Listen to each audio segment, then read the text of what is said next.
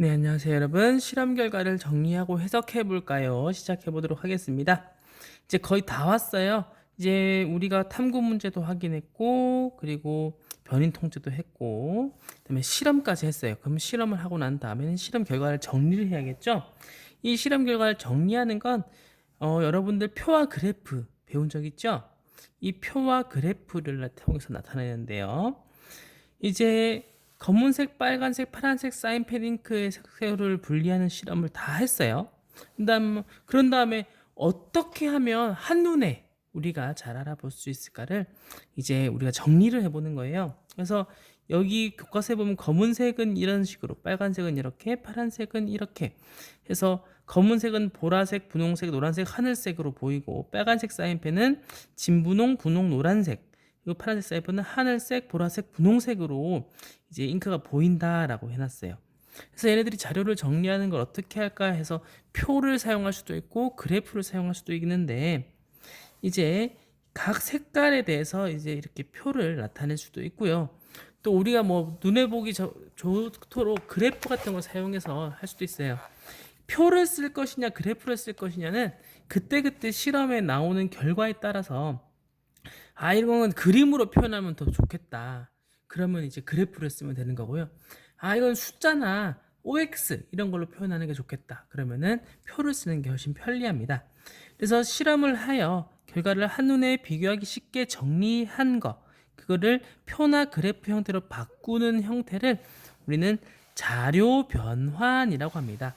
우리가 실험 결과를 얻은 걸 자료라고 하고요. 이거를 알기 쉽게 보여준다 해서 자료 변환이다 라고 하는 겁니다. 왼쪽에 보시면 이 표가 있죠? 이거 오른쪽에 그림 도표로 나타나는 이게 그래프입니다. 만약에 숫자로 나타내는 게 더 편하다 싶으면 표로 나타내고요. 그림으로 나타내는 게 더 편하겠다, 한눈에 알아보기, 변화 양상을 알아보기 쉽게 하겠다, 그러면 그래프를 사용하시면 돼요. 그래서 실험 결과를 표로 나타내는 방법은 다르게 한 조건과 실험 결과가 드러나도록 제목을 정하고요. 표의 첫 번째 가로줄과 세로줄에 나타낼 항목을 정해줍니다. 가로에는 뭘 넣을까? 세로에는 뭘 넣을까? 그 다음에 항목의 수를 생각해 가로줄과 세로줄의 개수를 정하고 표를 그리고 나서 표의 각 칸의 결과값을 알맞게 기록합니다 하고 되어 있네요.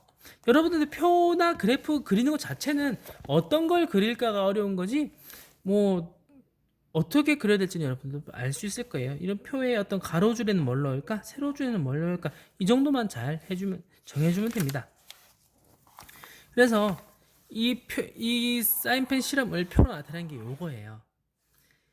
자, 그래프는 여기서 만약에 그래프는 사용하지 않았는데, 이 그래프를 사용하지 않았던 이유는 어떤 색깔들이 나타나냐를 이제 정해놓고 거기 OX로 표현하는 게 더 편하니까 이렇게 표로 한 거지, 그래프로 나타낼 수 있는 어떤 창의적인 아이디어가 있다면 그래프를 사용하셔도 됩니다. 그런데 수많은 색깔들이 나타나는데 그걸 어떻게 한눈에 보기 쉽게 표현할까, 이걸 그래프로 나타내는 게 표로 나타내는 것보다는 좀 더 어려울 거예요. 자, 그래서 표를 나타내고 나중에 우리 계약하고 나서, 출석 계약하고 나서 실험하고 나면 우리도 다 표 해볼 겁니다. 자, 그래서 이렇게 실험 결과를 통해 알 수 있는 점을 생각하고 자료 사이의 관계나 규칙을 찾아낸 다음 이거를 우리가 정리하는 걸 자료 해석이라고 해요.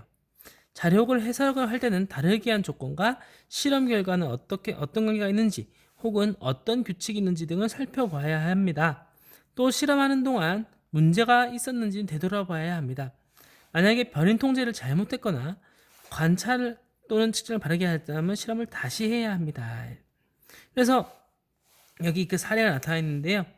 다르게 해야 될 조건과 같게 해야 될 조건, 변인 통제를 잘 해줘야 될 거고, 실험하다가 아차 잘못해서 실수를 해서 잘못됐다, 그러면은 실험하기 다시 하기 귀찮다 해서 그냥 잘못된 결과를 정리를 해서 해석을 하고 정리를 해버리면 그 다음 그 실험 결과를 본 사람들이 또 다른 혼란을 가지게 되겠죠. 그리고 여러분 스스로도 잘못했다는 걸 알고 있을 거예요. 그렇기 때문에 여러분들의 스스로 과학적인 실력과 또 다음 사람, 혹시나 보게 될 그 다음 사람이 올바른 자료를, 과학적 지식을 쌓기 위해서 여러분들이 이런 것들은 절대 숨기면 안 되고요.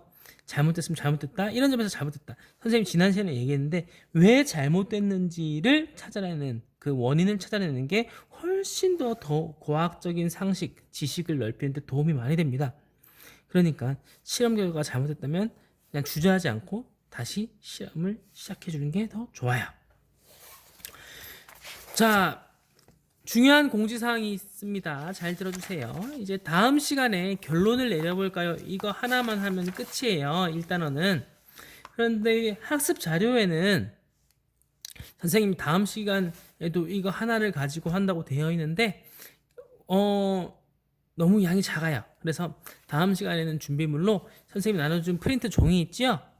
예, 그 5개에 적혀있는 종이 학습 자료 몇 번이냐면요. 봅시다. 4월 17일 학습 자료 3번. 요거요. 요거 한번 확인해 볼 테니까 이거 준비해 주세요. 아시겠죠? 네, 여기까지 하도록 하겠습니다.